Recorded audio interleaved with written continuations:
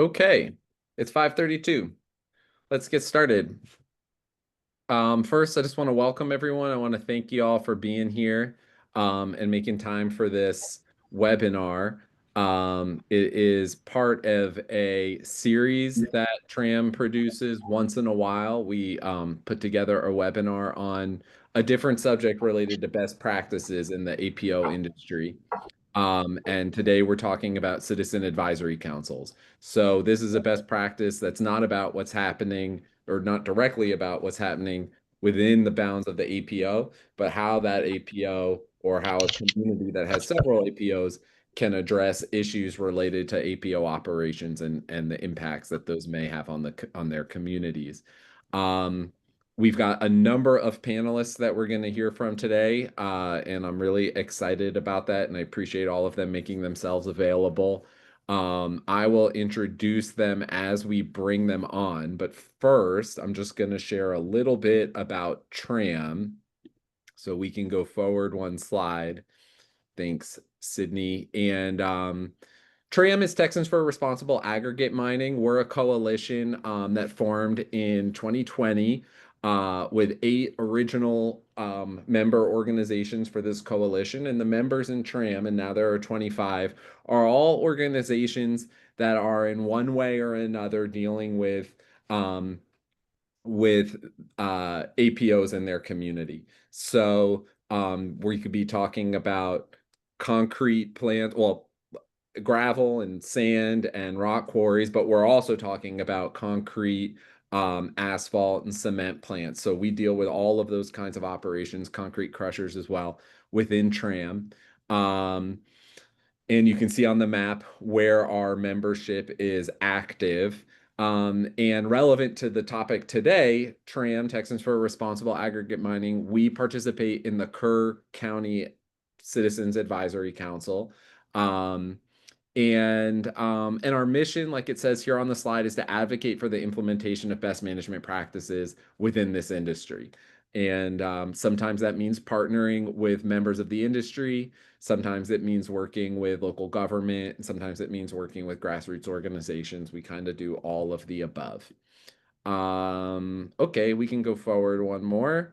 This is just an overview of what we're going to be doing today. So Jill Shackelford and I'll bring on Jill in just a second. She and I will talk a little bit about what are citizens advisory councils, and then we'll look at 3 cases of citizen advisory councils that are in Texas, and then we'll open it up to audience questions. So pretty straightforward agenda.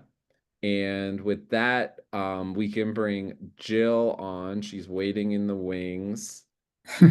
And we can, oh, great. Awesome. Thank you, Sydney. So I'm just gonna invite Jill to add anything she wants to add to the way that I lay this out. But first of all, what is a Citizens Advisory Council? A Citizens Advisory Council is a group of stakeholders that could include residents, officials, agencies, industrial operators, and others who work collaboratively to foster dialogue, address relevant recurring issues, dispel misunderstandings, and provide formal input on specific issues related to the subject matter, which in our case, of course, is APOs and related industries like concrete and cement. They're advisory only. So advisory councils do not have authority to establish any enforceable rules or compel anyone's participation. How do they form? Well, councils are typically formed by local governmental entities, but they can also be formed by industry operators who want to proactively solicit and address concerns from their communities. Generally, it is best to have a facilitator who is not themselves a stakeholder in the community run those meetings. Alternatively, a local official can do so, and we've seen examples of both kinds, and we'll talk about that a little bit today. Jill, is there anything so far that you want to add to what we've laid out? No, I think that's great. It's a good description of how these things come to life. Awesome. And I guess I should have, when I mentioned you the first time, I should have introduced you a little bit more fully. Jill Shackelford is an experienced professional in the industry. She used to own and operate an asphalt plant and a rock quarry in Hayes County. She established citizens advisory councils in the context of those operations, and now she serves as an expert witness on issues related to this industry and also as a consultant to the industry, but also to communities. And she has been involved in a number of citizen advisory councils as the person running those councils across the state. So thank you, Jill, for your expertise and for being here with us and for the work that you do. It's really important. Thanks. Absolutely. Okay, let's go to the next slide. So examples of citizen advisory councils in Texas. In the government-backed citizen advisory council category, there are councils in Kerr County. We're going to be talking about that one today. And in the city of Garden Ridge, they are preparing to launch a council, and we'll be talking with the mayor of Garden Ridge today as well about that. Industry-backed advisory councils also exist and are important examples to learn about. And so Martin Marietta currently convenes councils in Williamson County and in Shavano Park in Bear County. And there have also been industry-backed councils in Carrizo Springs that Jill has been involved with, and in Hayes County that Jill has been involved with, and I alluded to that just a moment ago. Is there a statutory basis for citizens advisory councils? There is no state law that mandates or prohibits advisory councils for APOs, but local governments have the authority to create them under their general governance powers. So they can be, you know, a spinoff from a local government that has created them, or they can be purely private sector endeavor when industry is supporting them. But there's no statutory language that relates to APOs and advisory councils. Okay, we can go forward. And then finally, what factors contribute to the success of a citizens advisory council? And a lot of these themes are going to be teased out in the course of this discussion, but I thought I'd lay them out at the outset. What factors contribute to the success? A clear charge for the advisory council and a neutral facilitator, clear agendas that keep the discussion focused on specific topics, explicit norms for maintaining decorum and respect for all participants, offline dialogue to address acute conflicts between particular parties so they don't interrupt the Citizen Advisory Council meetings, transparency about those offline discussions, what was discussed and what were the outcomes. That's important as well. Speakers that can bring in outside incredible expertise on relevant regulations, technologies, best practices, and impacts on community safety, health, quality of life, and economics. Participation of the APOs of local governments and other interested parties is, of course, vital. And then finally, food, time, and location considerations that make it easy and inviting to participate in the meetings. That's important too. Jill, is there anything that you want to add to what I've laid out so far? No, I think you've got it covered. Okay, awesome. Well, then with that, we can go ahead and dive right into talking about the Kerr County Citizen Advisory Council. So we've got Jill on the screen, and we're going to be bringing on Tara Bushnoe from the Upper Guadalupe River Authority, and Kevin Stone and Leslie Mackay from Martin Marietta. Hi, Tara. Good to see you. Hi, Leslie and Kevin. Thanks for joining us. And Arthur Galindo and Dee Beasley from RA Materials. So we've got with us on this panel three of the stakeholders. We have Jill, who helped establish the council and ran it for its first, I think, 2 years or so. And then some of the stakeholders involved, the UGRA, the Upper Guadalupe River Authority, represented here by Tara, Martin Marietta, which of course is a very large aggregates company, and RA Materials, which is really a family owned and run small aggregates company all along the Guadalupe River in Kerr County. Thank you all for being here. And I think what we'll do is I'll first ask Jill to tell a little bit of the story of how the Kerr County Advisory Council came to be. And then Tara, I'll ask you to add to anything that Jill might leave out or anything you want to add at all after that. Go ahead, Jill. Okay, thanks, Cliff, and for everyone that's online. Kirk County was an interesting project. I think, Cliff, you actually referred me to Kirk County a few years ago. And what was going on was there was a group of sand and gravel operators, Martin Marietta and R.A. Stone included, in Kirk County, along with some others in a batch plant or two operator. And then we had a huge at odds situation. They had a failed public meeting that was held by the county that just really didn't produce much of anything. Tensions has escalated. No one could really communicate. And really, the whole community was at odds in a certain area. And it consisted really of HOAs, operators, business people, and then actually the airport was right there. And so I was introduced to Kirk County thanks to you, Cliff, and I met with the commissioner at the time, who was trying to revive some kind of communication after this failed public meeting. And so I was engaged to really just test the pulse of the situation and see what was going on. It was pretty bad. Everyone was at odds. And so I met with the county in length and kind of told them my thoughts after running my own advisory council and being in the mine industry of how we could come together and create a safe place to communicate, where people could really express their concerns.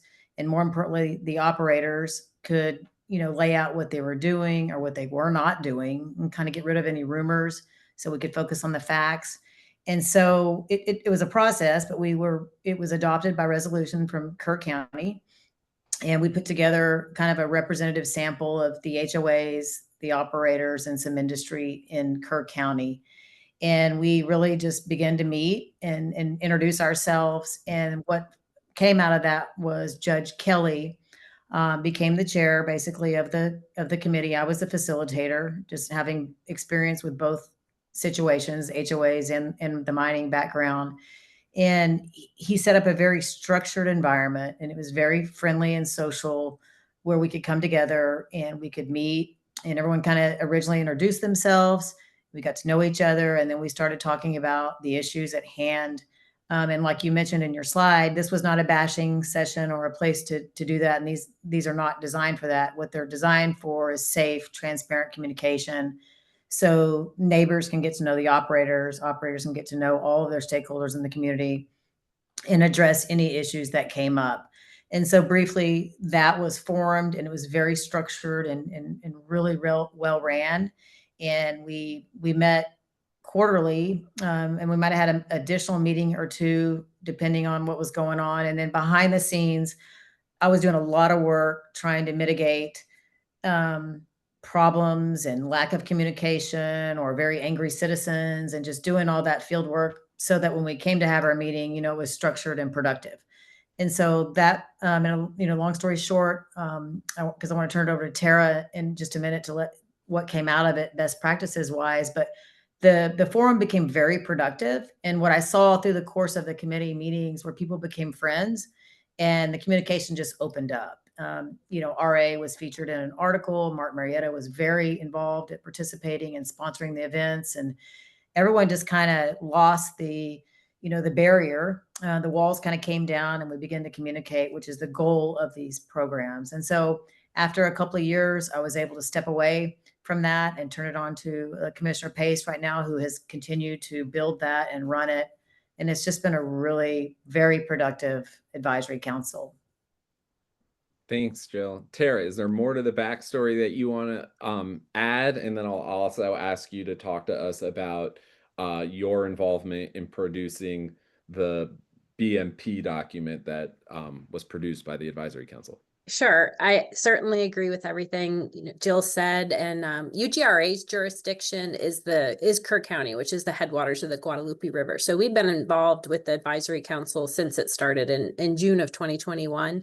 And through my position as staff, but then also we've had two of our board members involved. And, attendance has fluctuated a bit over the years at the meetings, but we consistently have met for the last 4 years, and we're on a quarterly schedule now. So I started working with Jill and with another APO council member, Francis Levitt, who used to be on our board in probably late 2022. and to develop this BMPs document that we wanted to be as a product and a resource for our group.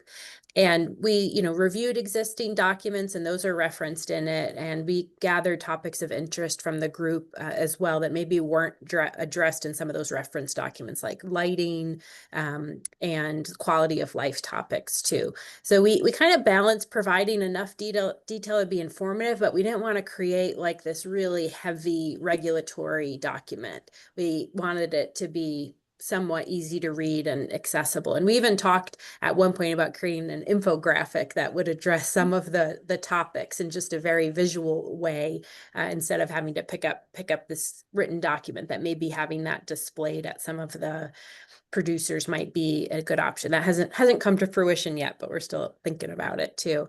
And so then we had our first draft of that BMP document presented to the APO Council in spring of 2023. And we discussed it as a group and incorporated comments.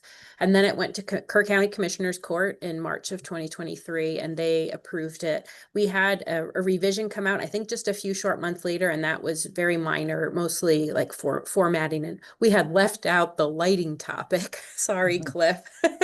So we had to revise it right away to make sure that got in there.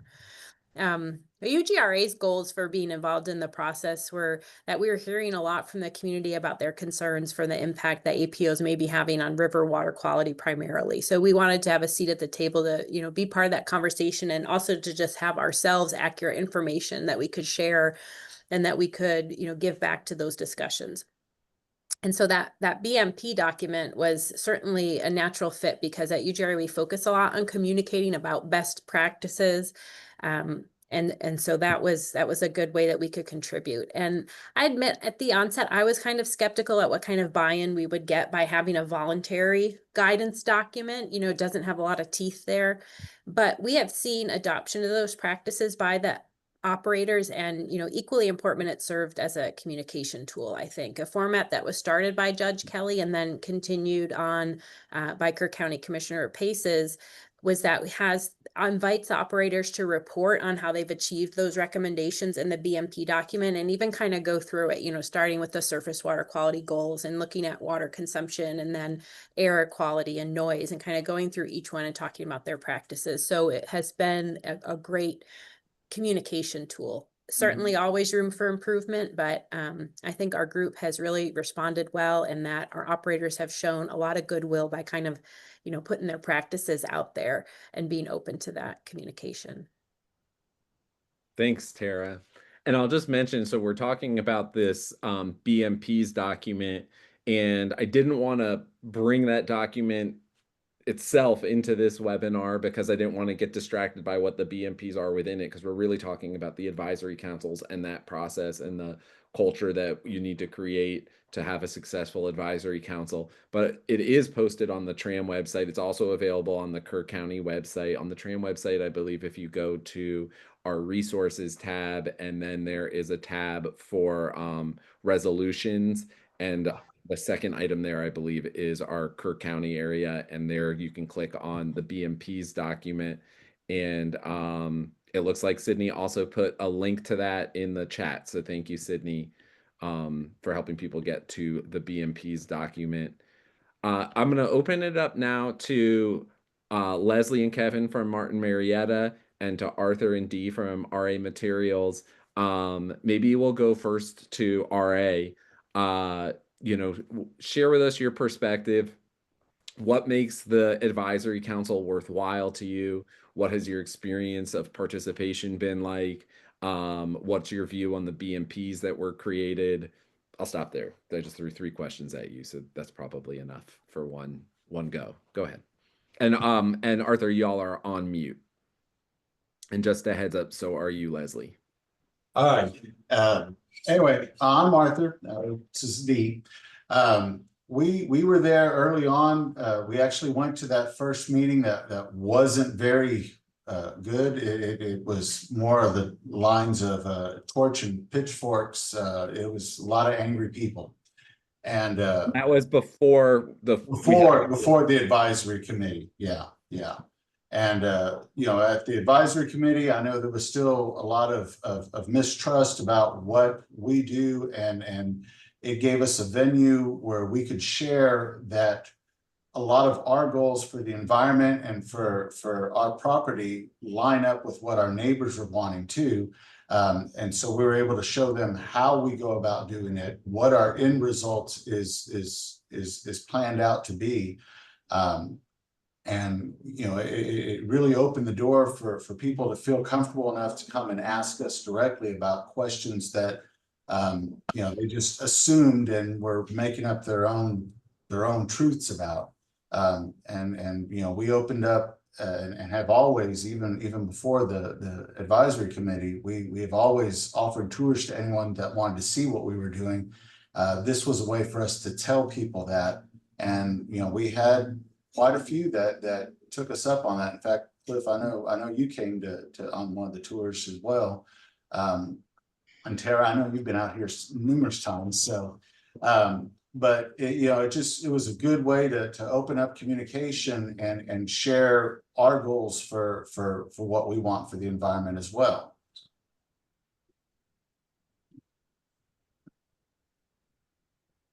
Awesome. Thank you, Arthur. Kevin and Leslie, you all want to talk about Martin Marietta's participation? Again, how you feel about the BMPs, how you feel about the overall structure, what your experience of participation has been like, and so on. Definitely. We had a very similar experience back probably over a decade ago. It was very contentious. We had a couple larger county meetings that got quite heated, and they were just not productive. So these citizen councils, they're productive. They're productive on the industry side because we get to hear the concerns, you know, tweak what we're doing to be better neighbors.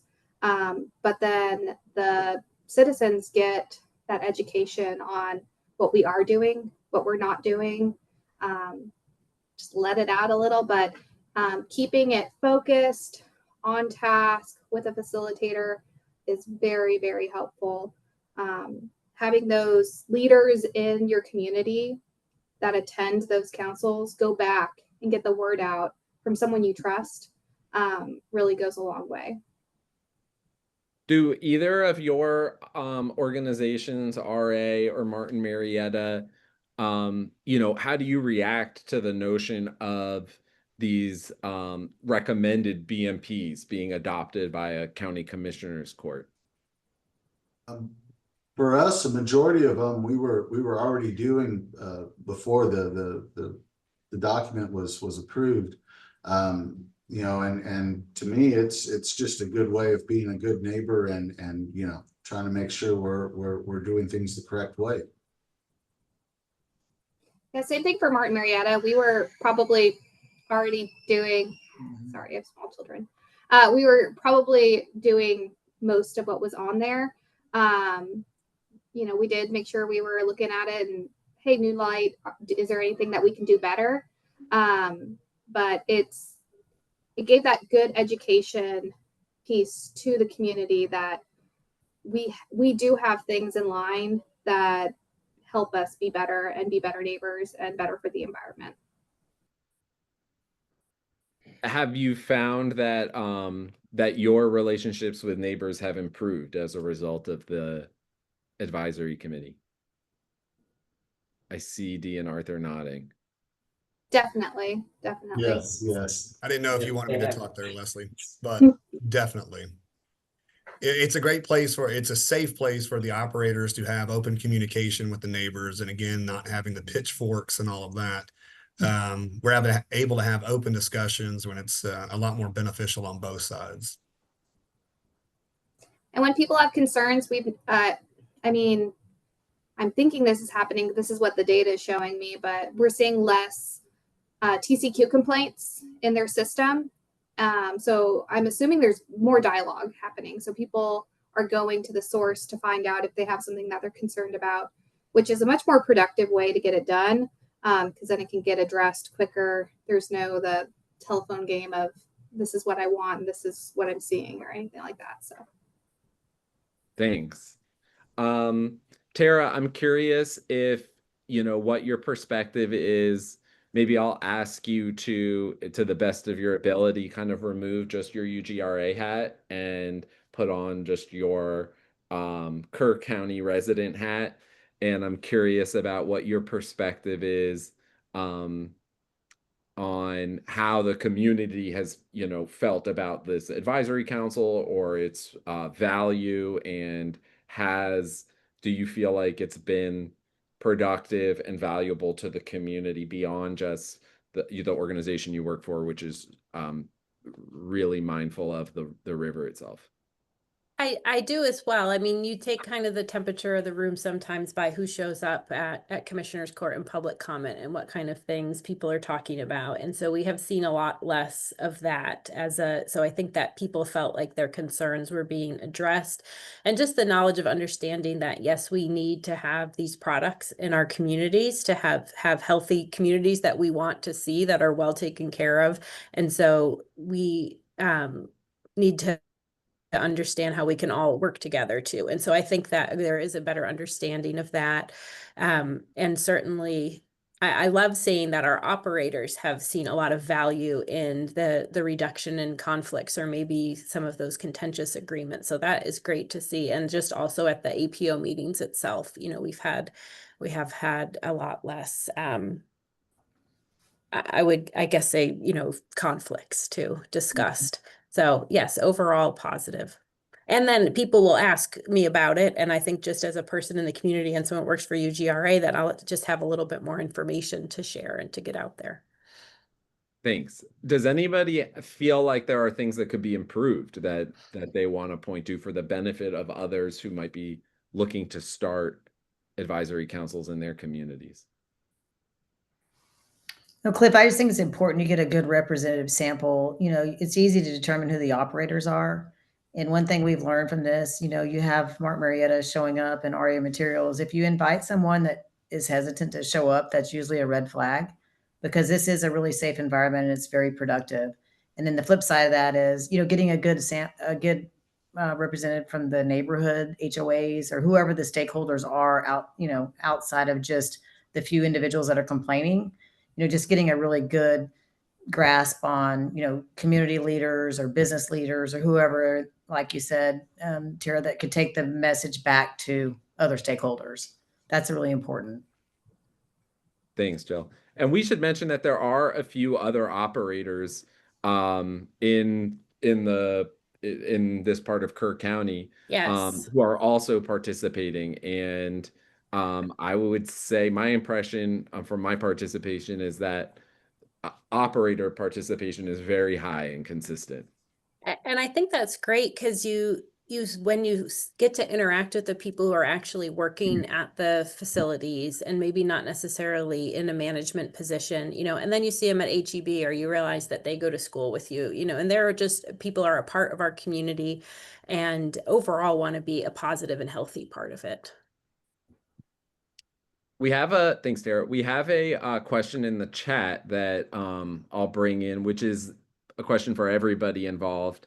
Do y'all feel like having these sort of county specific, one approach could have been, we will just pull in a generic set of BMPs for this industry without really going through the process of discussing things as a county. And the county commissioners court could have just adopted that BMP set without having an advisory council. And so, to what extent is it important or valuable to have sort of county specific tailored BMPs? Obviously, a lot of the BMPs in the document would be applicable in many places.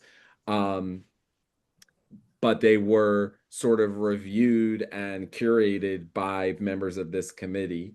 And then similarly, how important is it, and again, this is a question for everybody, how important is it to actually establish the advisory council before trying to get a county to adopt recommended BMPs, rather than just going straight to the county and saying, hey, will you guys adopt this document and recommend it? It gave us a way for everyone to give their input in there. It gave ownership to the community itself. It wasn't just something imposed from the commissioner's court to go down. It was, we all had a part in the final document and how it was reviewed.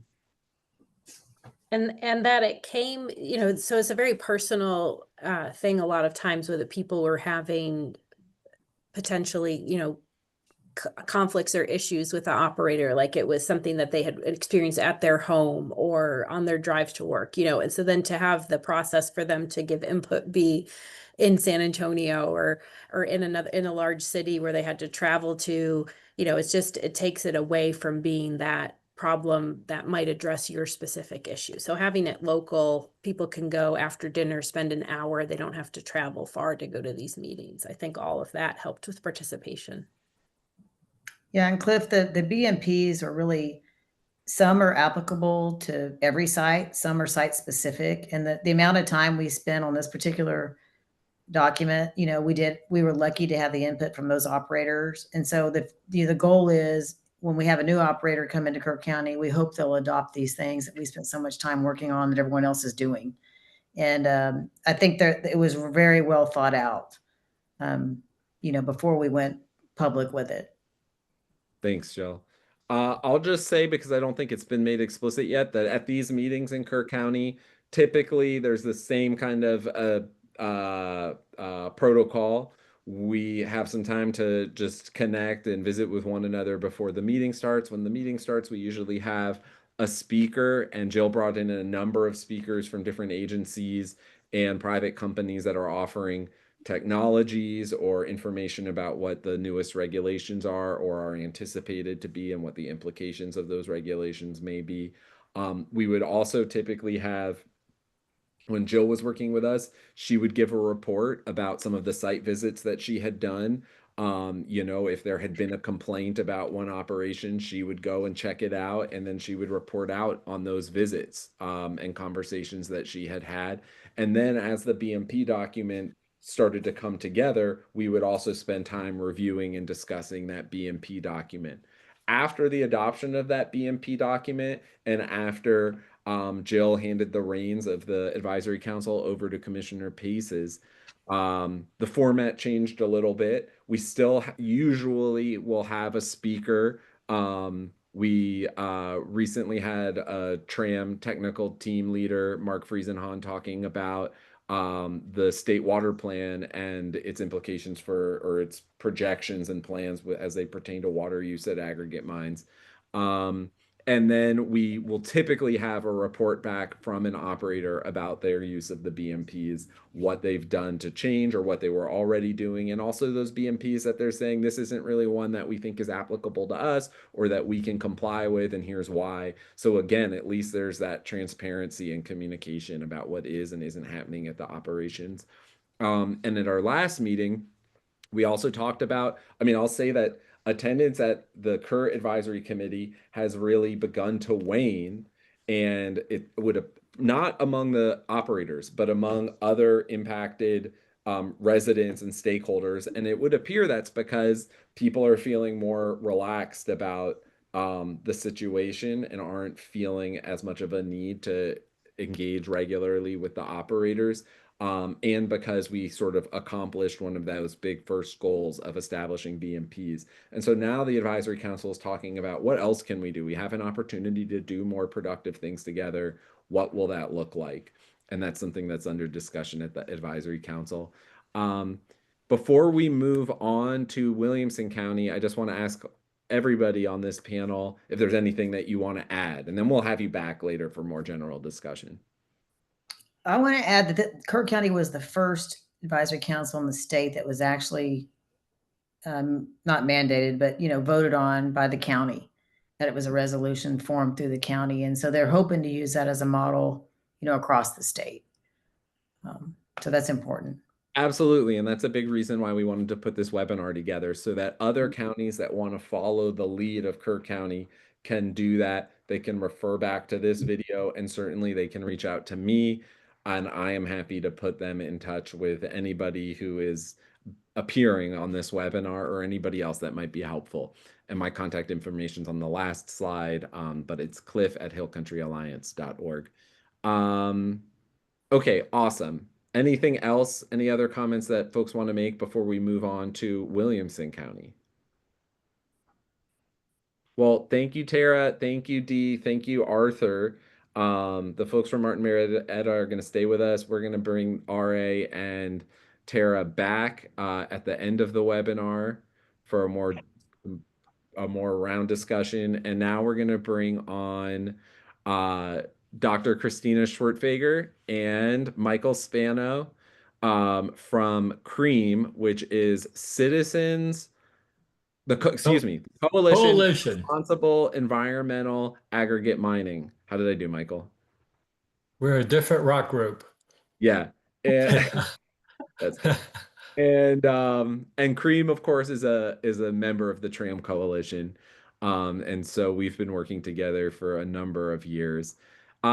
Michael and Christina, welcome to this panel. Will you all tell us a little bit about the backstory of how this advisory council that you all have with Martin Marietta and Jill in Williamson County came to be? Tell us the story. Well, Michael lives in a neighborhood that's right across the street from a couple of quarries. And back in 2018, he was a co-founder of CREAM. And it was very similar to some of the other neighborhoods where they were experiencing the nuisance issues. And so CREAM was hearing a lot of stuff anecdotally from neighbors, has a website. And then we came up to, it was last year in 2024, where we decided to hold a panel discussion, and we had 250 neighbors participate, and some of the quarries, some of the local elected officials. And it was basically an open discussion. We had Terry Wilson, he's a state representative, and Jill was there. We had a geologist who used to work for TCEQ, and a lady who was a lawyer. So we basically had a very safe discussion to talk about the issues that were of concern to the residents. And it was the first structured environment that we had had up here in Williamson County. So at the end of that panel discussion, there was overwhelming support. People wanted to know, what can we do next? How can we improve things? And Michael at that point had been down at Kerr County, and we knew Jill.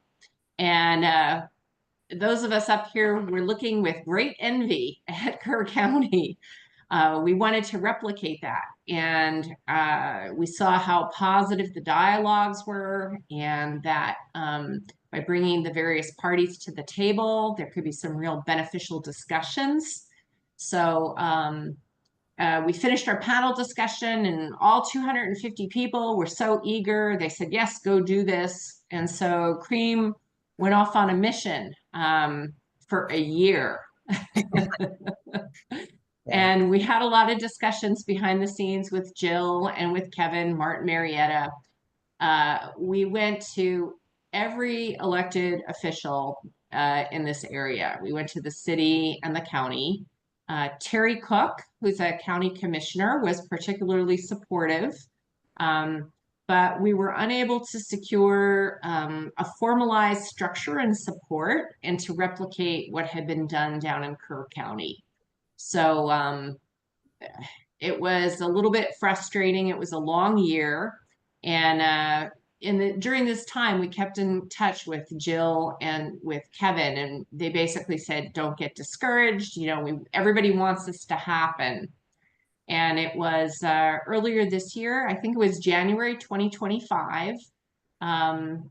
Jill and Kevin and Martin Marietta basically came together and said, look, let's just have the first meeting. Let's start small. We'll give a tour of the Martin Marietta quarry, and we'll jumpstart this, and let's get moving. And we were delighted. So it started off really small. Our first meeting was a tour of the Martin Marietta quarry, and we've had a second meeting about blasting. We have the third meeting scheduled for next week to talk about fugitive dust. But at each of the meetings, we have a defined topic of discussion. Martin Marietta has been great about providing their staff and experts. We were so impressed last meeting. They brought their blast experts, and we got to see how they do their modeling, and it really dispelled a lot of fallacies that people had. And it was an open communication, and it was very much appreciated, that we've come to this point. So Michael does post the results after we have these meetings on the CREAM Facebook page. And so we are trying to expand and let the various members know what's going on. But we're still in the early stages. So I don't know, Michael, if you want to add anything to that. Yeah, I would. I mean, we're a bit different than Kerr County. I mean, to me, we don't have to wait for the state or county or city to get involved to hold these meetings. And that's why I'm very appreciative of Kevin and Leslie and Martin Marietta for stepping up to the plate and doing what they're doing. Because I think it's in both of our interests to have these talks and in these meetings. Also, very appreciative to Jill, because again, what she did is exemplify. She didn't wait for the state to do anything or pass legislation. She just went out and did BMPs because they were good for the community and neighbor. And that's why we're sitting here. We're sitting here because Jill is the focal point of which we all, revolve around of the work she has doing. To me, she has done more for BMPs and dialogue than anything else we could have accomplished. So I appreciate Jill. I appreciate you so much. Kevin and Leslie, we thank you for these meetings, and that's my perspective, and I'm sticking to it. Thanks, Michael. And I second your praise for Jill. Absolutely. Jill or Kevin or Leslie, is there anything that you want to add to that story of how we got to the advisory council that you've established, or what's occurring at those council meetings? And then we'll open it up into, what motivated you to want to do it and so on. Perfect. Well, I think Christina and Michael nailed the timeline for us. We were just happy to be a part of it. Community well-being is a core value at Martin Marietta. So finding any way to continue to grow our engagement with the community is a big thing. So when Christina reached out, we were more than willing. We're happy to do it. And the meetings, they're beneficial, again, not only for Martin Marietta, but also for the neighbor. So a lot of the time we're having the community CREAM organization pick out what they would like to hear from us. What topics do they want us to discuss? And so it's been extremely beneficial. And I'll echo one thing. I know we don't want to echo too much, but having a moderator, I think you termed it a neutral facilitator like Jill, I can't say it enough, it's extremely important to have a successful meeting. I agree with you 100%, Kevin. Cliff, I would add, Martin Marietta really stepped up to the table and just said, we're going to do this. And then not only when they held the tour, and then they bring in Leslie, who's in charge of environmental, it's just such an asset for the neighbors to be able to ask her questions. And they've been, Kevin and Leslie have been very involved, and then other executives at Martin Marietta. It's just been really eye-opening to me, because I've seen other operators that aren't so easy to deal with, and they have really done a good job. And I think that's another model that could be, really shared, is just their commitment to their neighbors. And it's really helped everyone. And it was a very warm environment, even the first meeting. They took a big group picture with everybody. And I'm just sitting there going, after people complain, and now we're taking a group photo and everybody's happy. It was just so rewarding, but you've got a good operator, so it makes a difference. Education on, again, what we do and what we don't do is just so helpful, because you see a big hole in the ground, you don't really know what it is. It's scary, I get it, but it kind of puts everyone at ease. I was an excellent driver of that huge passenger van. I'm sorry I turned the heater on too much.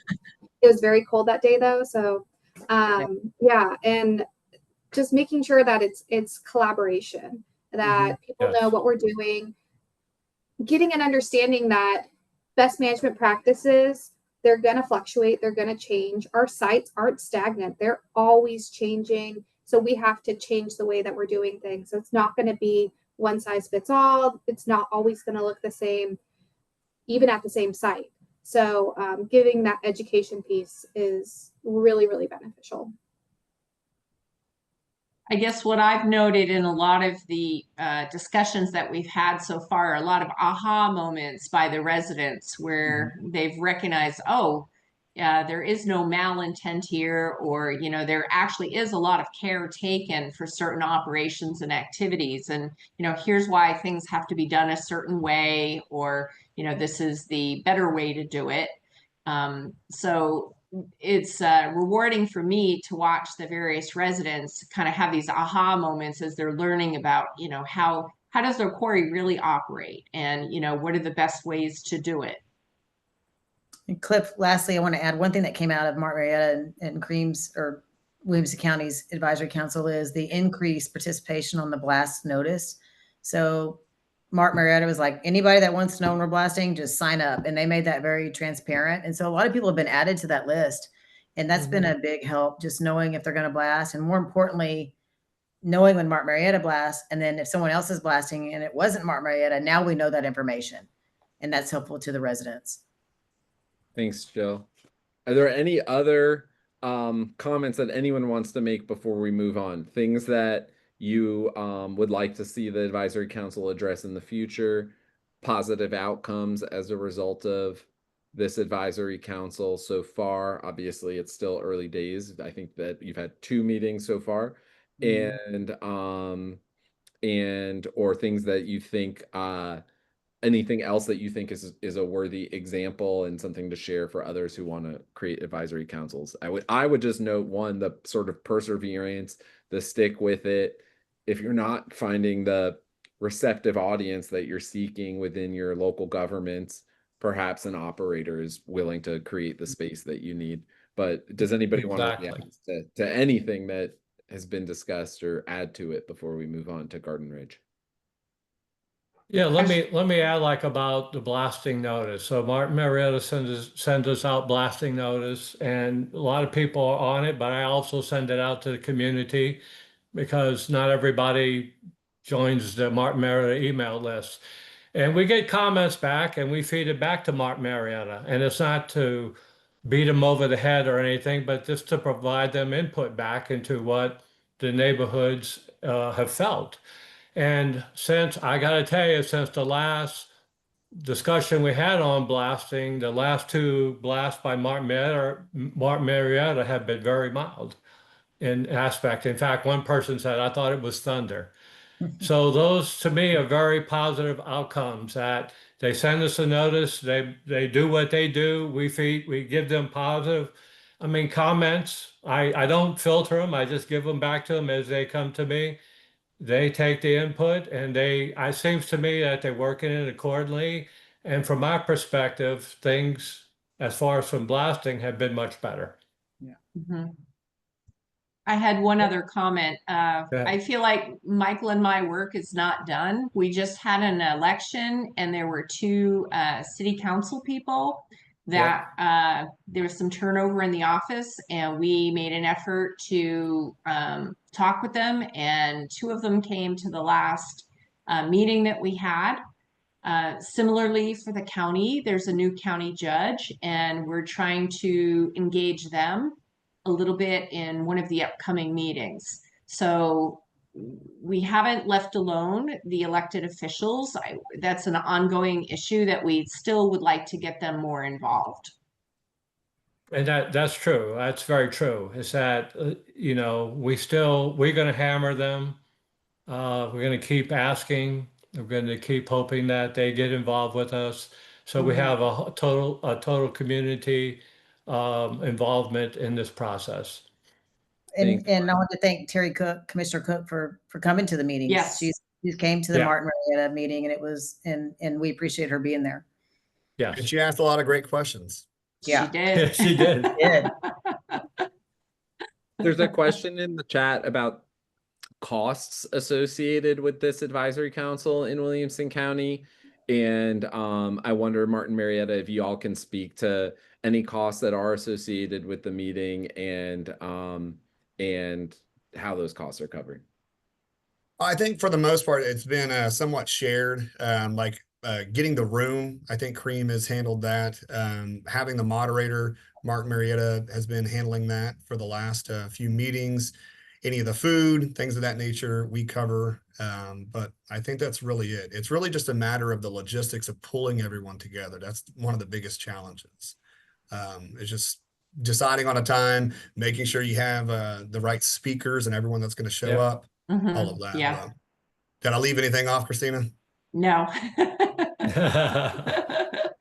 Any Yeah, the final logistics, I believe at Kerr County that's handled by the judge and some of the other people. But we don't have that. So it falls to me to try to find out everybody's availability, find a suitable room. And so the logistics, as Kevin is well aware, to try to get all the people in one room at the same time is sometimes a challenge. How many people have been attending these last two? I think we were up to 15 or 16, including the speakers. Yes. Well, there are quite a few Martin Marietta people show up too. Yep. Which that's a pretty good number. If you get, we've hosted a lot of meetings where you get upwards of 30 or 40 people and it can get a little overwhelming. And again, echo, have a moderator there. That's important. Keep the agenda very structured. And I would just like to add one thing for any of the operators out there that are looking to try to build relationships with your neighbors. This is a great way to do so. It's challenging. You're kind of pulling back that veil on how you're operating at your facility. And this is a great avenue to do so. It's just a matter of setting up that first meeting, sticking to the agenda. And once you get through that first meeting, the rest of them kind of roll pretty smooth. Thanks, Kevin. So I'm going to have everybody back on before this webinar is over. So unless anybody has a burning comment right now, we will say thanks to Kevin and Leslie and Christina and Michael, and we will stick with Jill and we'll head over to Garden Ridge and we will bring on the newly elected Mayor, Lisa Swint. Welcome, Mayor. Thanks for being here. Thank you. So the advisory council in Garden Ridge is like the one in Kerr County in that it is backed by a local government. Yes. And it hasn't yet started, but is gearing up where you are sort of in the planning phases, if you will. And so, Mayor, perhaps you can tell us about the backstory, the context, what you're dealing with in Garden Ridge, why your city chose to establish an advisory council, maybe some of the deeper history with the previous council that had existed. Tell us the whole story. Sure. So Garden Ridge is a little city between San Antonio and New Braunfels, about 5,000 people. And we have a big quarry within our city limits. It also extends outside our city limits, but a good portion of it is in our city limits. So it's been over 25 years ago, this council established a quarry commission, and it was really focused on blasting. It was a place where the commissioners could hear feedback from citizens. Quarry representatives were there. Vibrotech was there to discuss, blasting numbers. And that commission existed for, like I said, 25 years. And it became a little duplicitous in that anything that was brought to the commission was going to end up being handled by the city itself. So, we disbanded that commission because it felt like things were going well and it had become sort of the middleman in the process. And we disbanded that commission, and we discovered pretty quickly that that was probably not the right thing to do. What we lost in disbanding the commission was a voice for a place for the people to reach out and talk directly to the operators or get information from the commissioners. It became just a matter of citizens calling up to our city manager and the city manager calling the quarry if something was wrong.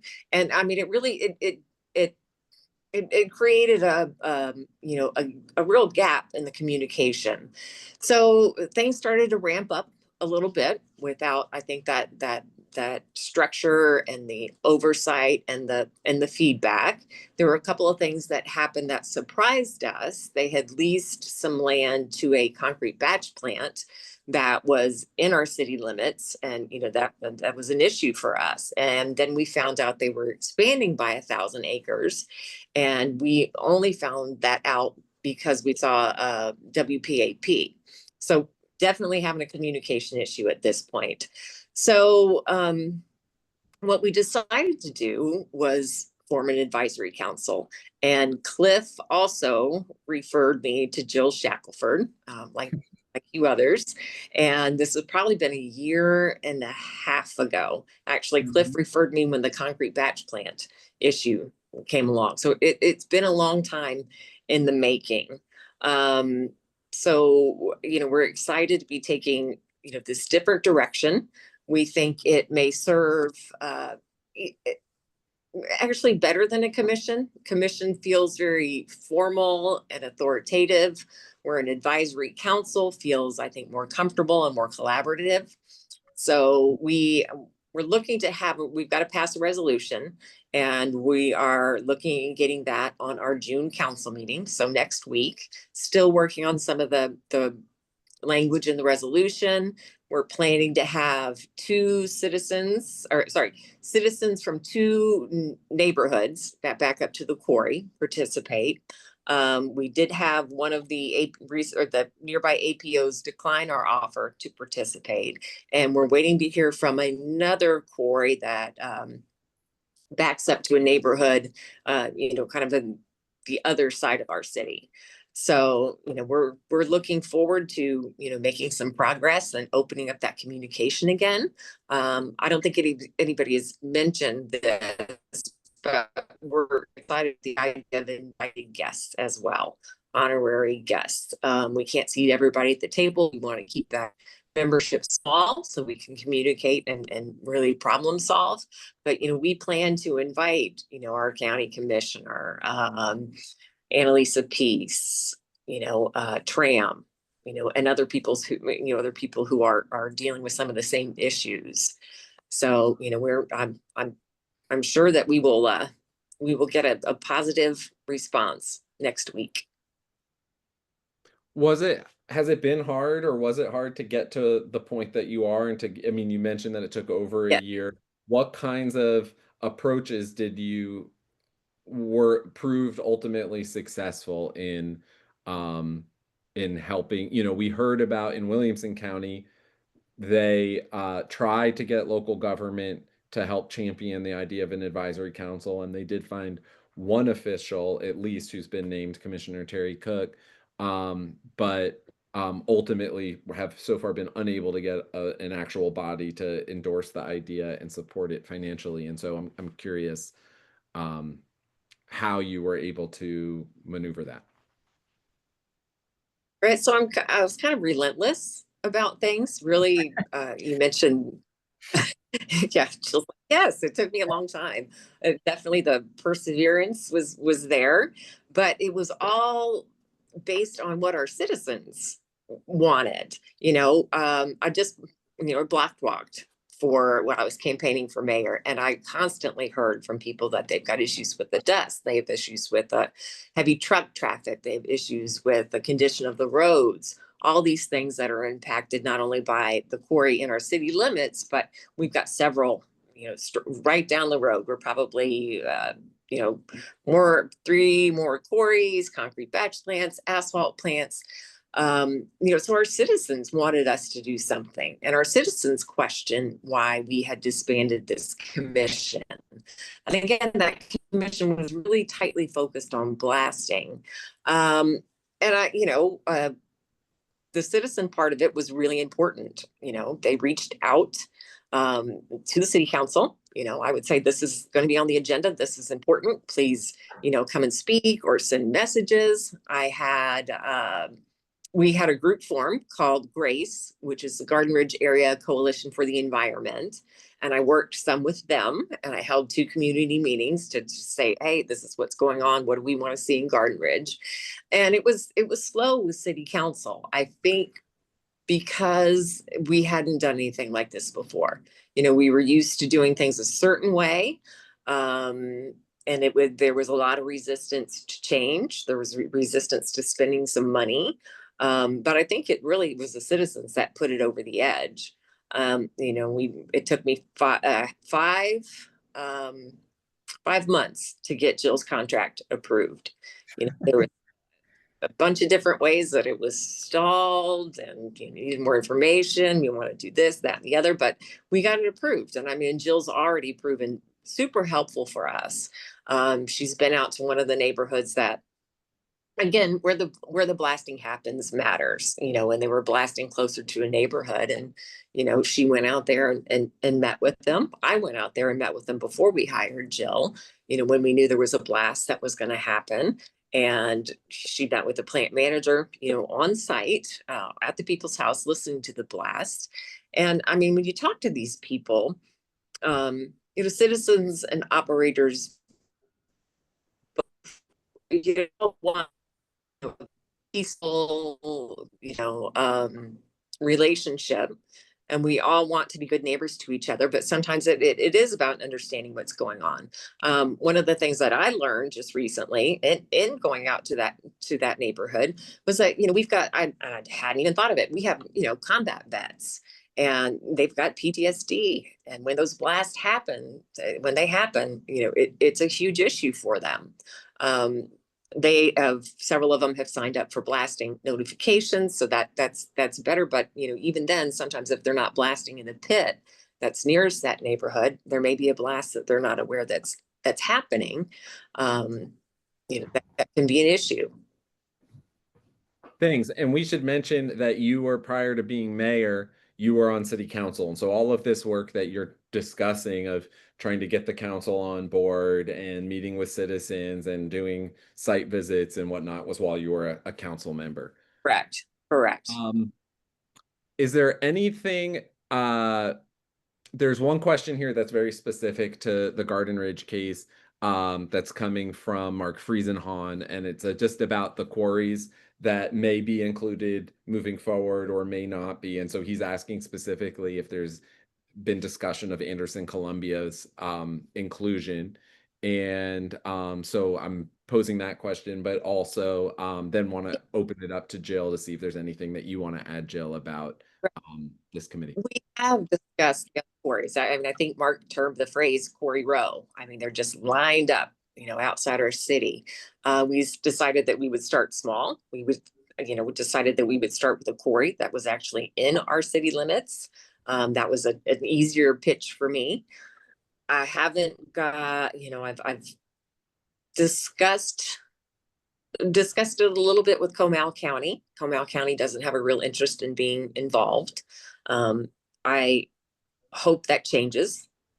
I mean, I think they have a role in this, in particular, you know, because those are, you know, those other quarries are in the county. You know, and they've got some enforcement issues they should be on top of. They've got some road issues they should be on top of. But to date, they have not wanted to, you know, I mean, it was very, you know, small level discussions with them. But, you know, I mean, you know, the commissioners that I work with over there, it's not something that they're involved in currently. Thanks, Mayor. Jill, is there anything on this subject of the Garden Ridge Council that you want to add? Sure. Yeah, I know that, you know, thanks to Mayor Swint for her perseverance. And while she was council member, I always say I went to council and basically they interviewed me, and there was a lot of great questions asked. And I think they got a good understanding on what my role is and what it's not, and how my background of being in this industry and also dealing with the neighbors. So I have a good handle on all that. That was super helpful, I think, for everyone. You know, and the quarry commission definitely being dissolved, you know, did create a lack of communication. And so when we approached Heidelberg, who is the quarry operator in the area, they were very eager to, we'll do it. We want to be on the council, because they could even feel the effects of the lack of communication. And so I was excited that, you know, they agreed very readily to be on this council. And we've talked about, and Mark could probably give us some help with Anderson, Columbia, getting other quarries. But like we said, we're going to start small and intimate. We've got a good group, and I think it will grow from there. I'm confident it will grow from there, and it's going to be a really productive environment again. But it's got to be set up right, and so if it takes a little bit more time, that's okay. Just to get some good procedures in place. Joe, when you say it's got to be set up right and have good procedures in place, can you give a little more detail to that? Yeah, and I'll use Williamson County as an example because Leslie Mark Marietta made a very good comment. We don't want to spend our time at this council worrying about what everybody else is doing. Martin Marietta said that, which is important because we wanted to focus on the Martin Marietta quarry and their neighbors. And so it'd be a waste of time to worry about the other APO operators in the area. Garden Ridge is a little bit different because we've got kind of a community problem with a bunch of operators. Some of them are in the city, some of them are not. And so we've been real focused on how to set this up where, the large quarry that's there, who's already at the table, getting it set up with their representatives and then representatives from the neighborhoods around, and then some business people in the community. And then, really want the right chair of the committee, which Mayor Swint's going to be great for that. And so you have to have all those people in place and kind of your format before you kick it off, or it can really be unorganized and people get turned off by it. Thanks, Jill. Okay, I think that what we'll do now, unless Mayor or you, Jill, have anything more that you want to add specific to Garden Ridge before we bring everybody on and open it to Q&A, that's going to be our next move. I'm proud of Garden Ridge for getting it done. I'm proud of Mayor Swint for sticking with it because I think it'll really help the community.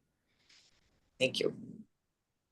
All right, let's go ahead. And I think panelists, you need to turn your cameras on in order for Sydney to be able to bring you back into this main screen.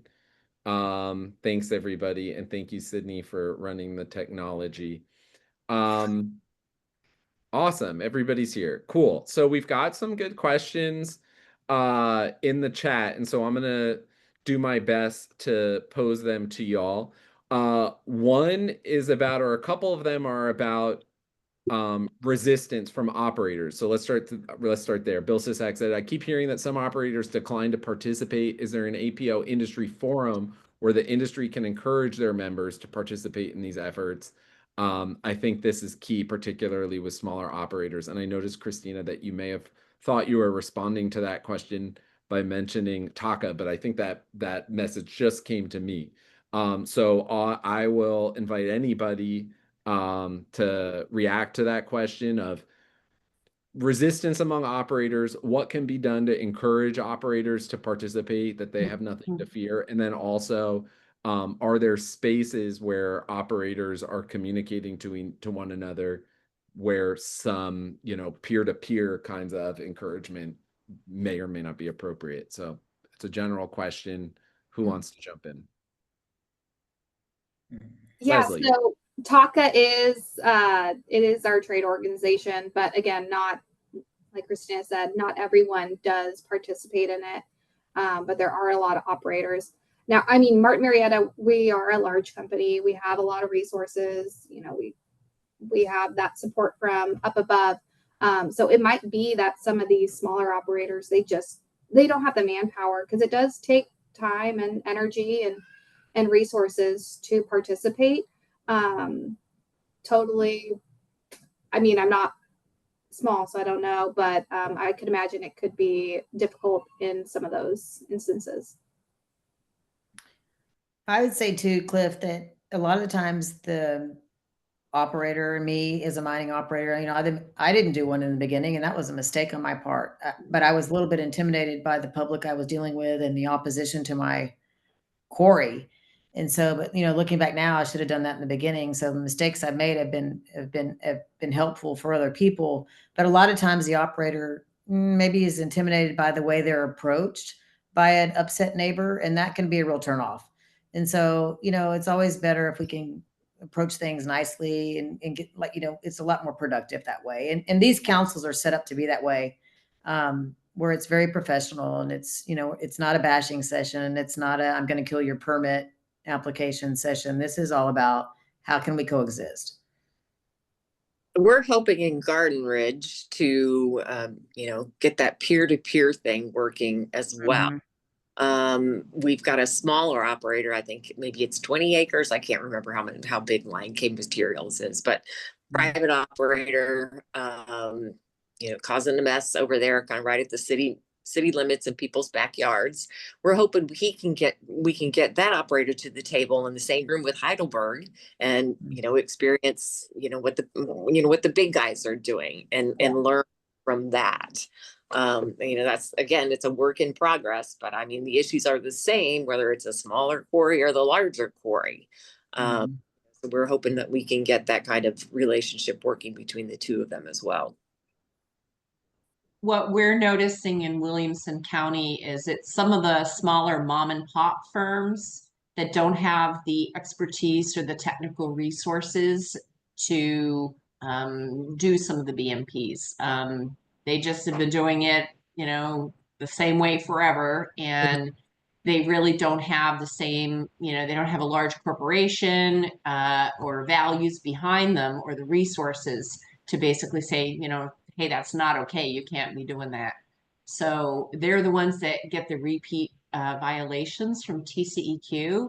And it just keeps on happening year after year. Those are the people who don't want to come to the table. Thanks, Christina. I will say in defense of, and I know that you weren't meaning to throw all mom No. under the table, because RA is a small operation and has really demonstrated a lot of expertise, but also dedication to best practices that are appropriate for their operation and their setting, which is just another way to say that those mom and pops that are choosing not to do that, really, I don't think that there's an excuse to hide behind there of, we're under-resourced, we don't have that kind of expertise, we don't have those professionals in-house, because it can be done in a way that works for any operation. Certainly some practices can. And certainly I'm thinking of just a handful of firms up here in the Williamson County area that are kind of known to the neighbors. So you're right. It's not, that was not completely appropriate for me, but up here, that's how we categorize them up in this area. Something I want to add here, with lack of resources and all that, we are a small company, but at these meetings, we do get to converse with people from the other quarries upstream from us here, and have disappeared. But I've been able to pick brains with some common issues that we've had here that are happening at the other plants, and get some feedback from there, and it's been a nice share of knowledge of how to address similar issues that we have. Well, that's great. That's a great insight. I just want to put a time check before we're going to keep this discussion going. This webinar was initially slated to end at 6:45.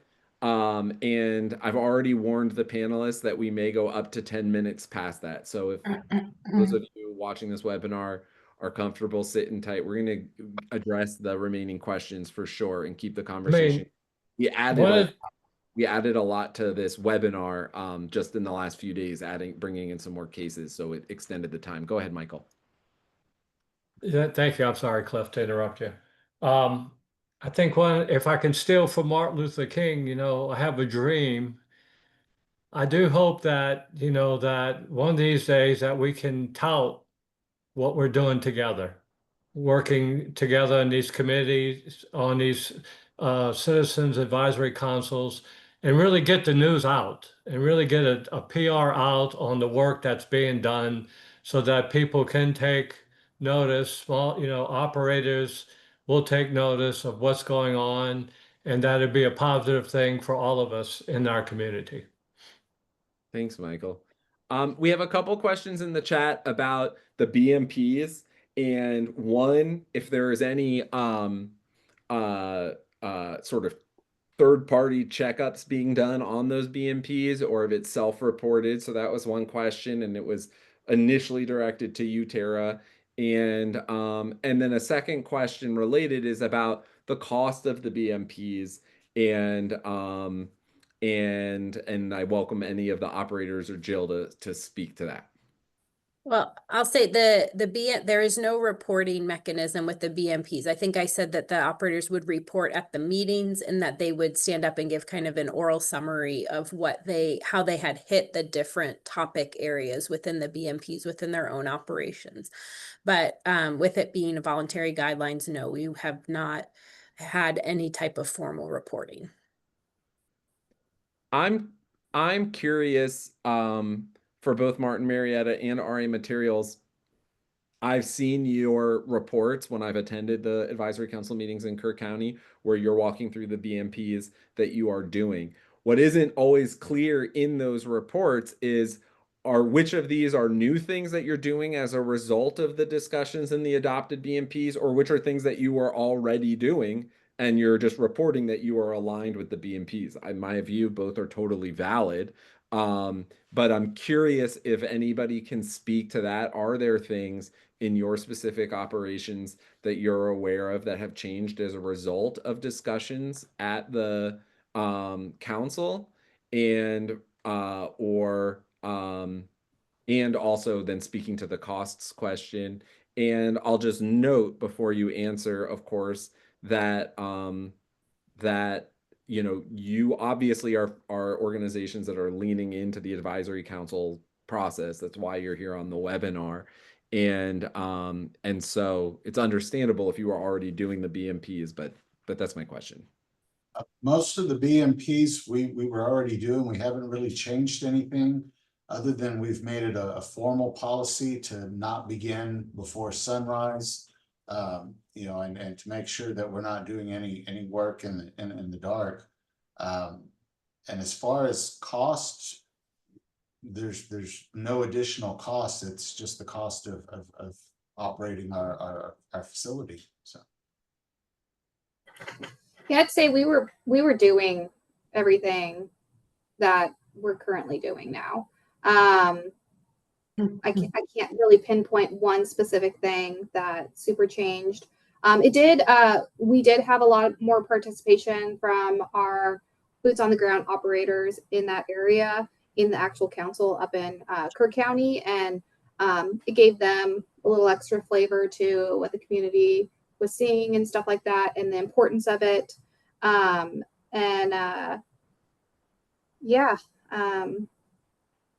Not really much change. I'll speak to my operation and what I saw in Kirk County. One of the biggest cost savings I saw from my own operation and in the operator in Kirk County that actually implemented the white noise alarm, backup alarms that don't beep. The complaint calls dropped dramatically. And, my time was valuable dealing with all those complaint calls back in the day. And so as soon as we implemented that in my own operation, they went away. They went away. And so Kerrville Sand and Gravel as well, their complaint calls dropped dramatically on some things we implemented, not necessarily alarms, but I'm using the alarms as an example. And so BMPs, you look at it as an investment in your operation. They really save you money in the long run. It's an investment to not only protect the environment, but you're protecting your neighbors. And so it's just a good thing. And I saw cost savings from it, even with things I had to spend money on initially, it came back around. Thanks, Jill. And I actually just did a presentation yesterday morning for all of our frontline supervisors in the San Antonio, Austin district, and went over, dust control, all that good stuff with them, and really hit home with them was that we want to be protective of human health and the environment. And if we're complying by our permits, that's saying that at the property line, we're good, but we want to be protective of our employees' health too. So making sure that we're complying and using all these appropriate measures is going to help their health too. So safety is paramount for us in that respect. Mm-hmm. And the folks from Martin Marietta talk at all, or also RA and Jill, can y'all talk at all about your peers in the industry and whether you think that you are, for instance, Martin Marietta, you guys have went out of your way to set up this advisory council with CREAM, and you also have one that you run in Bexar County. And so do you think that that is unusual in the industry? Is this something that is becoming more accepted and widely practiced in your view? Is it something that you think there's a lot of opportunity to bring other operators along? What's sort of the context within the industry? You want me to take that, Leslie? Yeah. Okay. I can, mainly speak on behalf of Martin Marietta. So like what I said earlier, I mean, we're a values-driven organization. We really have nothing to hide, right? Compliance is basically where we start. Then at Martin, we try to find opportunities to, again, go above and beyond. And so whether it's related to BMPs or just outreach to neighbors, it's important to us. I do think that there is a trend in Texas where we're seeing a lot more outreach from the industry to neighbors. And I'd say it's beneficial. It's beneficial to everyone, right? So we are seeing a bit of a trend. What we are seeing, it is some of the larger operators. I think we said, did we hear Wholesome earlier? So some of the larger operators are trying to reach out more. But yeah, I would say overall, there's a trend. I'm not exactly sure how to pull or get more operators to do that. We mentioned Taka earlier. Right now, they don't have a president and CEO, but I think over the next 2 or 3 months, we'll see their new president come in. And that would be a great place to start, is to reach out to them, develop a relationship. And again, like what Jill said, is when you are approaching the operators, just if you can, just be mindful and try to approach it in a positive way. And yeah, I think it's a good way to pull them in. Thanks, Kevin. I think we've covered the questions in the chat. Is there anything else that anybody wants to add before we wrap up? Yeah, I just like to just point out that it doesn't have to be one size fits all. So even from Kerr County to Williamson County, it's a little bit different.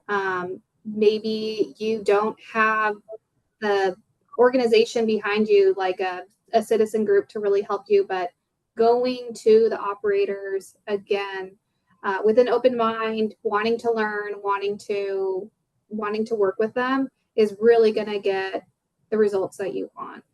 Yeah. Thanks, Leslie. Any other comments?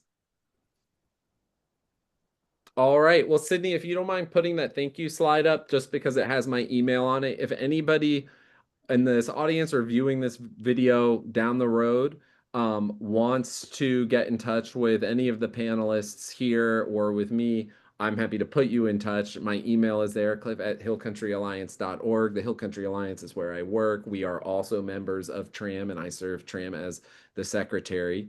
Thanks to my colleague, Sydney Beckner at the Hill Country Alliance, for helping run this webinar and put it together. Thanks to all of our panelists for being with us and sharing their views and thoughts. Thanks to the folks who signed in and asked questions. And everybody have a good evening. We will post this video on our website at tramtexas.org. And just want to say thanks again and have a good night. Thank you. Thank you all. Be safe. Thank you. All right. Thank you.